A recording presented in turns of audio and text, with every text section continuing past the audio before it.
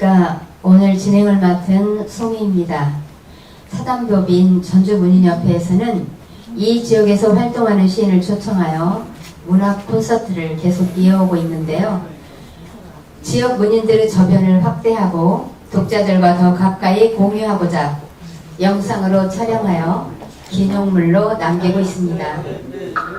오늘은 올해 시집을 내신 내 속눈썹 속 제비집을 출간하신 안녕 시인님을 모셨습니다. 안녕하세요, 안녕 선생님. 네, 안녕하세요. 오랜만입니다. 4월에 내신 거죠? 네네. 네. 내 속눈썹 속 제비집. 이거 외우려니까 되게 되더라고요, 발음이. 속눈썹 속에 제비집이 있나요? 제가 사실은 네 이제 잠을 자려고 청하니까 그 제비집이 자꾸 아른거려가지고 제 속눈썹에 제비집을 짓는 그런 생각이 들어서 한 구절을 이용해서 제목을 지었습니다. 예, 그 김제에서 출생하셨죠. 네네. 그리고 지난번에 이제 전주문협 부회장님 하신 걸로 알고 있어요. 또 수필도 활발하게 창작하시니까 부럽습니다. 이따 보니 이제 우리 문인들은 얼굴이나 보는 것이 전부인데 이 자리가 작가에 대해서 좀 더 알게 되고 친숙해져가는 과정이 될 것 같습니다. 그리고 일단 제가 시집을 처음에 받았을 때도 읽었지만 요즘에는 또 시집 출판 기념회도 별로 없고 해서 축하해드릴 기회가 별로 없어요. 오늘을 빌어서 또 한번 축하드리고요. 네, 감사합니다. 여기서 궁금한 게 네네. 그 양력을 보니까 환경교육 강사로 활동하고 있다. 이 부분이 좀 궁금했어요. 그러셨어요? 환경교육 강사가 뭔지. 네. 그 환경 강사라는 것은 오늘 또 역시 지금 섭씨 35도가 나가고 있는데 기후 변화로 인해서 지금 지구 온난화로 인해서 5월달에 얼마 전에 5월달인데도 불구하고 눈이 내렸고 이렇게 덥지 않아야 할 그 기온이 너무 이렇게 덥고 그래서 이제 저희가 학습을 통해서 학교나 단체, 회사 그런 데를 찾아가서 연구하고 직접 강의하는 강사 뱅크라고 생각하면 됩니다. 네, 그러시군요. 네네. 신앙송도 지도하고 계시죠? 네, 지금도 하고 있습니다. 다방면에 아주 굉장히 월등하신 재주를 많이 가지고 있으세요. 글 쓰는 일이 어렸을 때부터 어떤 조짐이 있었는지 아니면 어느 날 느닷없이 글을 쓰게 됐는지 궁금해요. 그 조짐이라기보다도 저는 어렸을 때 성격이 무척 조용했었어요. 언니들은 바로 위에 언니하고 또 밑에 동생하고는 4살 터울인데도 불구하고 거의 이렇게 유아 시절부터 혼자 이렇게 있었던 시간이 많은 것 같아요. 초등학교 때 교내 100일장이 있었어요. 거기서 우연하게 큰 상을 받게 됐고 선생님이 교무실로 한번 부르시더니만 너는 앞으로 계속 글을 쓰면 참 좋겠다 그런 말씀을 듣고 고등학교 시절까지 계속 문해부에서 활동을 했었어요. 그게 아마 동기부여가 되지 않았을까 그런 생각이 듭니다. 네, 그렇군요. 네네. 그럼 혹시 이제 저 같은 경우는 어렸을 때 썼던 그 첫 시가 기억나는 게 있거든요. 네네. 혹시 맨 처음에 쓴 어떤 글이나 기절이나 시나 뭐 이런 게 떠오르는 게 있나요? 가만히 이렇게 생각해 보니까 제가 거제도란 섬을 상당히 좋아했었어요. 그래서 방학을 하게 되면 여름과 겨울은 꼭 거제도에서 이렇게 생활을 많이 하게 됐는데 그 거제도에서 그 해변로에 곱게 핀 동백꽃을 이렇게 바라보면서 어떻게 보면 엄마가 이렇게 서 계시는 듯한 그런 생각을 품고 전주에 와서 그것을 이렇게 한편으로 그 시로 이렇게 남겼던 그런 기억이 납니다. 네, 어머니가 네네. 동기가 돼서 쓰셨군요. 네네. 첫 시집에서는 그 제목이 시간을 줍다였어요. 네. 근데 이번에는 이제 내 속눈썹 속 제비집. 그래서 제목으로만 봤을 때는 상당히 이번 첫 번째 시집과 이번 시집의 경향이 혹시 다른가 하고 질문하고 싶었어요. 네. 시적 어떤 시선이 바뀌었다든가 어떻게 다른가요? 첫 시집과 이번 시집이?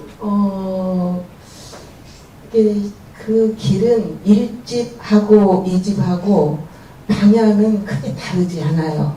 근데 이제 1집은 그 몽환적인 좀 보랏빛이었다면 2집에서는 좀 그 저녁놀이 벽을 타고 올라가는 그런 애잔한 그런 시들이 많이 모여졌죠. 왜냐하면 1집에서는 처음 시집을 내야 하는 그 부담감 때문에 어떻게 하면 좀 예쁘게 좋은 시를 많이 모아서 시집을 낼까 그렇게 생각을 해서 고향과 또 어머니에 대한 그 그리움 시를 많이 냈었어요. 근데 이 집에서는 제가 이제 60이 넘고 그 70이라는 이제 곡에 이렇게 오게 보니까 제가 이제 형제가 많은 중에 좀 어떻게 보면 끝을이해서 두 번째였어요. 그랬는데 22년도에 그 7개월이란 짧은 동안에 오빠 두 분과 언니 한 분, 7개월 만에 세 분을 다 보내게 된 거예요. 그러다가 보니 제 생활이 막 뒤죽박죽이 된 거예요. 뭐 이렇게 실어증처럼 말도 없어지고 누구 만나고 싶지도 않고 상당히 그 우울한 시절을 겪으면서 쓰는 시마다 계속 이렇게 조금 암울하고 좀 그늘지고 상처가 있는 뾰족뾰족한 그런 시들이 좀 1집하고 2집의 차이는 그거라고 생각합니다. 네. 그런데 이 성함도 그렇고 얼굴도 그렇고 동글동글 해가지고 항상 안녕한 것 같거든요. 그런데 또 그런 또 속에 아픔이 있네요. 내 속눈썹 속 제비집이라니까 이제 보통 어떤 공간에 깃들어 있는 기억이나 뭐 지붕, 벽 이런 것에 기억 그런 것들이 이제 가스통 바줄라르는 공간을 시작해서 굉장히 멋지게 말하고 있는데요. 제가 이제 그 제목이 독특해서 이 시집을 한번 펴봤어요. 이 시를 어디서 그랬더니 68쪽에 3년을 보면 이 시의 제목에 관계되는 시가 있더라고요. 근데 3년을 보자니 한 마리 제비를 위해 창문 열지 않으리 불 켜지 않으리 이 대목이 들었어요. 그 제비를 위해서 창문도 열지 않고 불도 켜지 않겠다라고 했는데 이렇게 성함하고는 다르게 굉장히 삶을 그 남을 배려하고 고단하게 배려라는 게 굉장히 좋기도 하지만 자기 자신을 돌보지 않는 배려는 되게 힘들거든요. 그래서 이건 되게 고단하게 사는 측면도 있겠다 이런 생각도 했고요. 안쓰러운 느낌이 들었고 혹시 자기 자신을 위해서 그러면은 배려를 하거나 선물을 하거나 그런 건 있을까? 이런 질문이 궁금해졌어요. 네. 저는 좀 유유내강이라고 밖에 나가서는 무척 그 다른 사람들 대할 때는 정말 부드럽게 많이 잘하고 있습니다. 하지만 제가 무슨 계획을 세우고 예를 들어서 원고 마감이 다가온다 아니면 어떤 책임을 맡았다 하면 저는 시간을 무척 절제된 시간을 살고 있습니다. 그래서 그 마감을 지나면 저는 큰일 날 것 같은 저 자신한테는 무척 좀 냉철합니다. 그런데 가끔 이렇게 살다 보니 사람들한테 이렇게 마음의 선물 또 직접적인 이렇게 시각적인 선물도 때로는 많이 하죠. 그런데 어느 때 내 자신이 남한테 선물을 받고 나면 상당히 기분이 업되고 좋아지잖아요. 그래서 제가 이렇게 지치고 힘들어 있을 때 나를 위한 선물을 저도 보기하고는 다르게 좀 저 자신을 예쁘게 살려고 노력하는 편이거든요. 그래서 얼마 전에 제가 그 시내에 나가서 예쁜 그 구슬 반지를 하나 사가지고 안녕, 너 많이 힘들었지? 이 반지 차고 힘내라. 그러면서 제가 저 자신한테 반지 선물을 한 적이 있었습니다. 잘하셨네요.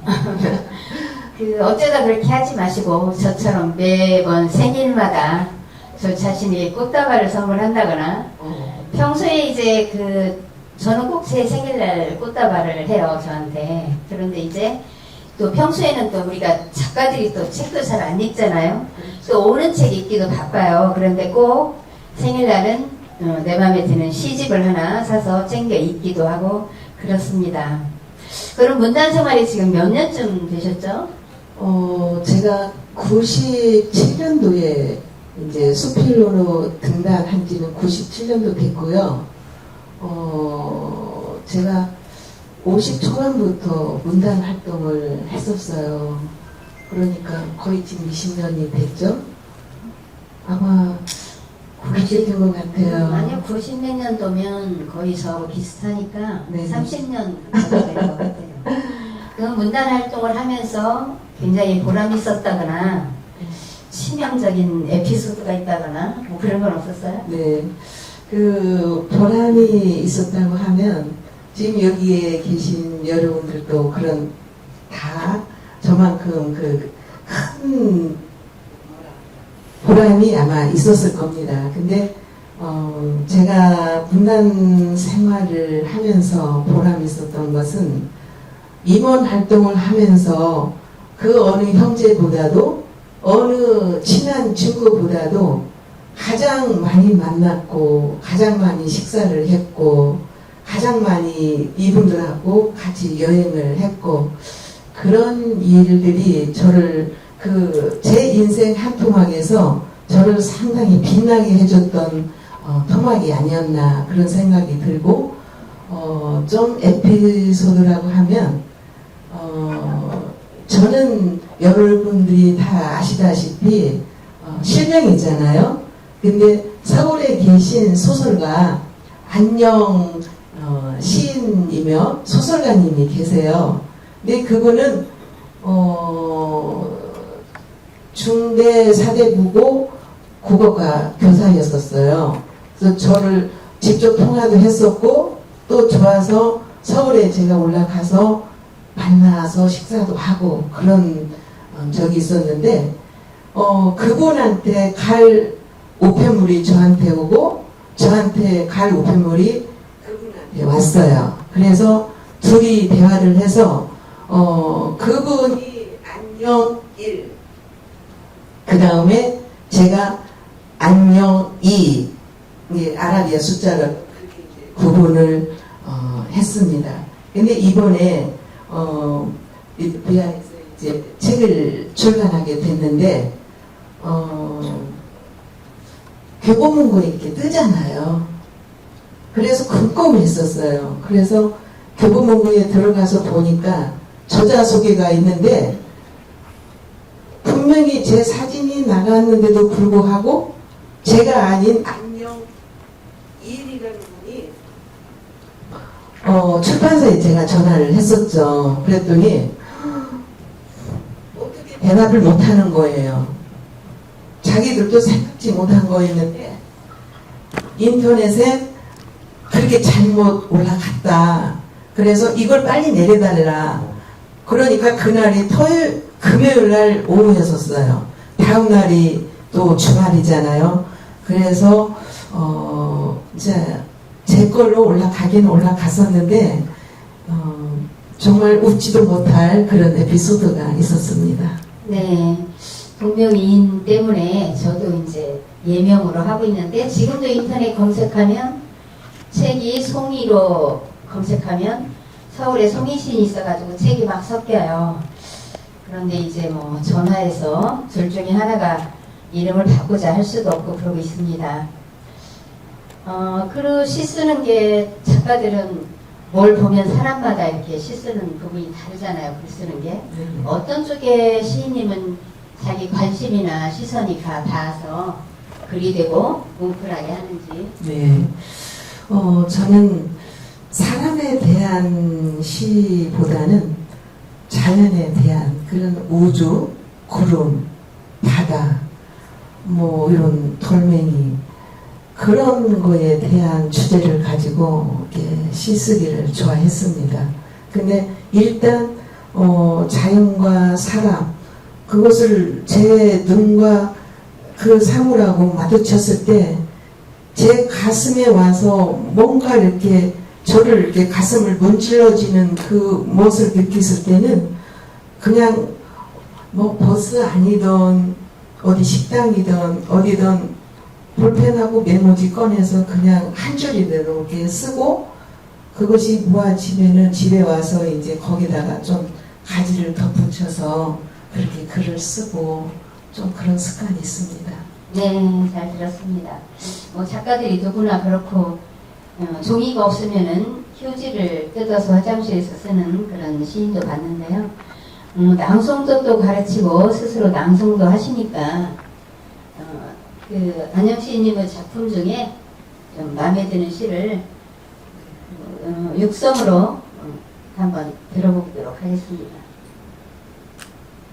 제가 어찌 하다가 그 낭송을 지도하게 됐는데 사실 무언가 그냥 세월이 흘러가면서 무작정 살고 싶지는 않았어요. 이 세월이라는 그 이 공간을 저한테 주어졌을 때 무언가 좀 뜻깊은 일을 하고 싶다 해서 제가 그냥 여러 사람이 걷지 않는 그 낭송가의 길을 이렇게 걷게 됐는데 오늘 이 시간에는 낭송보다는 그 여러분들한테 제 시를 소개하는 마음으로 그렇게 소개를 해드리겠습니다. 발톱, 어머니의 발톱, 수많은 세월이 발등을 타고 흘러 굳은 돌덩이가 되었다. 가위, 칼, 손톱깎이를 동원해도 자르기가 쉽지 않다. 봄이 머지않은 날 어머니의 고단했을 일생을 깎아낸다. 차돌같이 단단한 줄만 알아듣던 일생이 조금씩 잘려 나간다. 발톱을 마저 깎아드리면 이별이 가까워지려나 덜컥 겁이 난다. 물 한 모금 넘기지 못하면서도 삶을 버티고 계신 당신이 마냥 곱다. 내가 해드릴 수 있는 것이 이것뿐이라면 아주 천천히 세월을 깎아 드리고 싶다. 네, 발톱이라는 시네요. 네. 이 시집에는 없는 거죠? 네, 일집에 있는 건데요. 네. 저희 어머니께서 46, 지금 아마 여기에 계신 분들 46은 다 지났을 거예요. 46 꽃다운 나이에 그 남편을 떠나 보냈어요. 그래서 어떻게 보면 저를 키우면서 남편을 모시는 마음으로 저하고 밀착 관계가 돼갖고 결혼도 늦어진 이유 중에 하나가 어머니를 버리고 갈 수가 없어서 제가 결혼이 좀 늦어졌습니다. 그런데 어느 날 요양병원에 어머니가 계셨는데 지금 생각해 보니 그 발톱이 무좀 발톱이었나 봐요. 무좀 발톱, 이렇게 딱딱해지는 무좀 발톱 있잖아요. 그랬는데 아무리 뭐 손톱, 뭐 가위 이렇게 해도 잘 되지 않는데 다른 사람한테 맡기지 않아요. 꼭 우리 영이 오면 내 발톱 깎아줄 거야. 항상 그러셨거든요. 그래서 거기에서 발톱을 깎아드리면서 어떻게 보면 어머니의 세월을 제가 이렇게 깎아내리는 그런 좀 마음이 좀 무거운 그런 시간을 제가 이렇게 집에 와서 이렇게 적어봤습니다. 근데 일집 시집도 그렇고 이 집에서도 엄마가 많이 나오는데 사실은 내 속눈썹소 제비집을 여러분한테 소개를 해주고 싶었는데 또 발톱이라는 그 시가 저한테 자꾸 저를 가질러 버려요. 그래서 소개했습니다. 우리가 그러는 것 같아요. 계속 살면서 아버지도 물론 아버지지만 부모를 떠나서는 내가 연결이 안 되는 것 같고 모든 이제 시에 보면은 사람들이 거의 그게 대상만 어떤 다르지 그 속에는 다 어머니, 아버지 또는 가족 또는 자기 유년이 다 깃들여서 시가 성립되지 않나 항상 동기가 거기서 오지 않나 그런 생각을 해봐요. 지금 안영시님 말씀을 듣다 보니까 이 내 속눈썹 속 제비집도 한번 읽고 싶은 느낌이 있는 것 같아서 제가 대신 한번 네. 읽어드릴게요. 네. 제비를 위한 밤 젖은 흙과 마른 풀잎 물고 왔다. 바람을 막아 집을 짓는다. 처마 및 성근 둥지에 나와 눈이 마주친 한 마리 제비를 위해 창문 열지 않으리 불 켜지 않으리 무단에 쓸 하루 편히 쉬도록 이름도 부르지 않으리 모든 것이 가뿐해질 내일 아침 힘찬 날갯짓에 하늘 높이 날아오르리 제비 한 마리 내 속눈썹 속에 집을 짓는다. 그런 시네요. 감사합니다. 네, 어느덧 이제 시간이 많이 흘러가고 있습니다.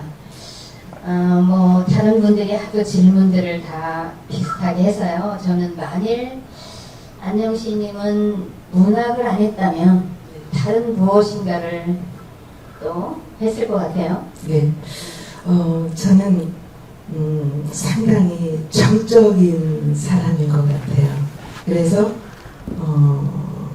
이게 아마 고등학교 시절에는 학교에서 펜글씨 대회나 글씨 잘 쓰는 사람 3명 중에 제가 꼭 뽑히고 했었거든요. 그래서 붓글씨를 한번 써보라 해서 붓글씨를 쓰게 됐습니다.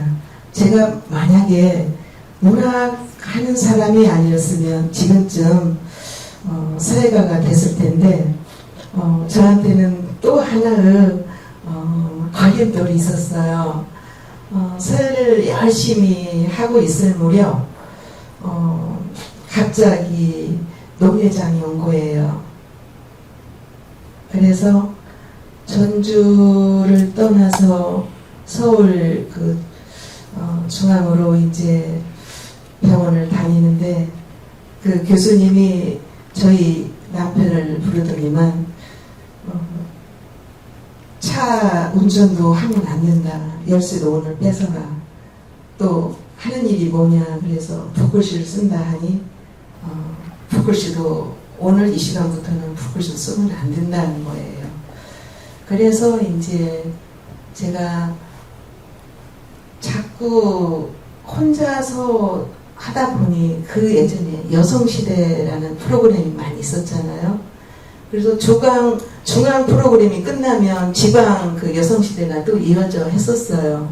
그래서 중앙과 지방을 이렇게 들으면서 온갖 여러 이렇게 상들을 많이 받고 그러다가 제가 이제 문단을 등단하게 됐고 제가 이제 유아도 보육교사를 하면서 만약에 서예가가 안 되었으니까 만약에 또 하고 싶다면 아마 유치원 원장이 되지 않았을까 그런 생각을 해봅니다. 네, 하고 싶은 것도 많고 네. 욕심도 많으셨네요. 그래서 이제 마무리하겠습니다. 뭐 서예가를 하셨더라면 또 눈이 농례장에 오지 않았다면 우리가 또 시설을 해가지고 훌륭하게 또 저기 관람도 하고 그런 기회가 있었을 것 같습니다. 마무리로 그 안순덕 시인이 표사글에 보면 세상 월미를 하소연하고 견딜 수 없는 그 월미에 절규하여 산업화 시대, 정보화 시대, 인공지능 시대의 디아스포라를 위한 시집이다. 서로 이로받고 이안이 되어준다. 이렇게 해설한 게 있습니다. 이 전부 다 인공지능 시대에 그 떠돌이 자기 자신의 본질마저도 잊고 떠도는 사람들이 많은데 우리 모든 작가들이 안녕 시인을 비롯해서 저도 그렇고 모쪼록 작가들이 감동적인 시를 쓰고 그 시인의 글 한 줄이 많은 사람들에게 위로가 되고 위로받기를 바라며 짧은 콘서트를 마치겠습니다. 경청해 주셔서 감사합니다. 오늘 감사합니다. 수고 많으셨습니다.